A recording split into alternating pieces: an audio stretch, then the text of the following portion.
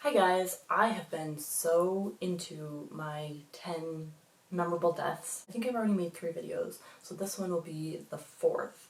And what I'm going to do for this one is 10 literary deaths, and I'm going to do 5 animals and 5 humans. So I will also put up little cards, because I think that might be the best way to avoid completely spoiling everything.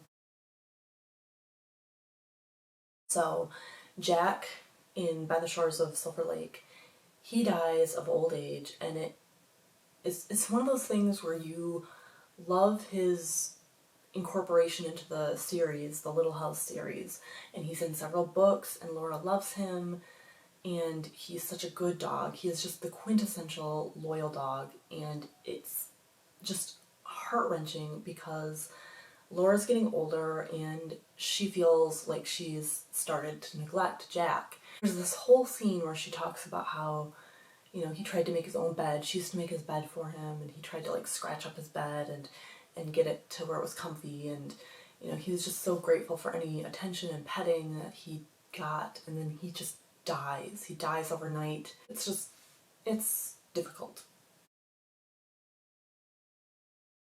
Black Beauty.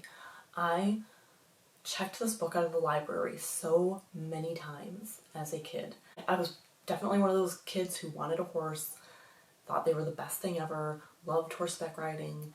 I was very into the Black Stallion series, and Black Beauty was another one that was just a great book. Ginger's death in Black Beauty was really difficult, really sad. Black Beauty and Ginger were friends, and they met each other again later in life, and then they got separated again, and they had a friendship, and they kept, as they changed owners, bad things would happen to them. One day Black Beauty saw a horse, a dead horse, being carted away, and he knew that it was Ginger, his old friend. Charlotte from Charlotte's Web. I don't even really like spiders. I tolerate them, and if they're actually in my room with me, I don't abide that, and I have to capture them and release them. But I don't like go out of my way to kill them or anything like that, and I'm not like fond of spiders. But Charlotte, her death, very sad. You know, that again, when you're little, that's one of the earlier deaths that you read about. It was pretty sad. Where the Red Fern Grows. This is actually going to show up 3 times in this list. First, Old Dan dies, and he dies protecting his master, which is always a sad thing, and he gets killed by a mountain lion. He gets cut up, you know. Little Ann also gets cut up and attacked, and you know, it's touch and go for her, but Old Dan dies, and it's one of the saddest books that I can think of.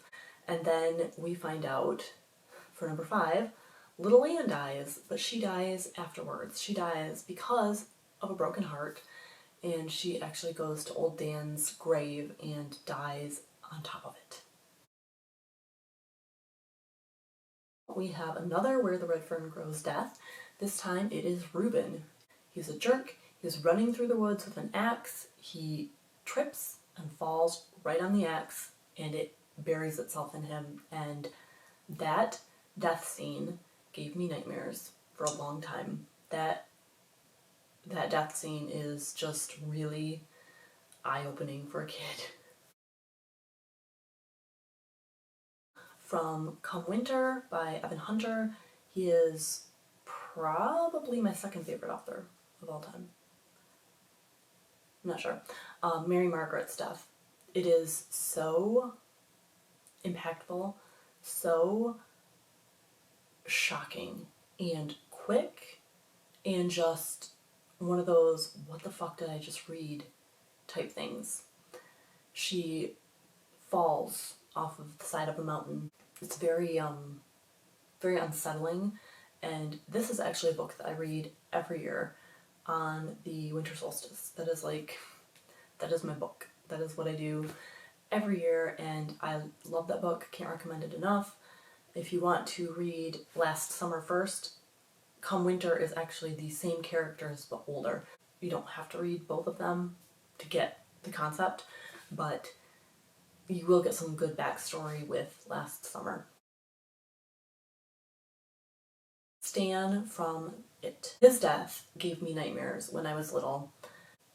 And part of it could be a tie-in from the miniseries, because I watched that when I was little as well, and that scene was a little disturbing.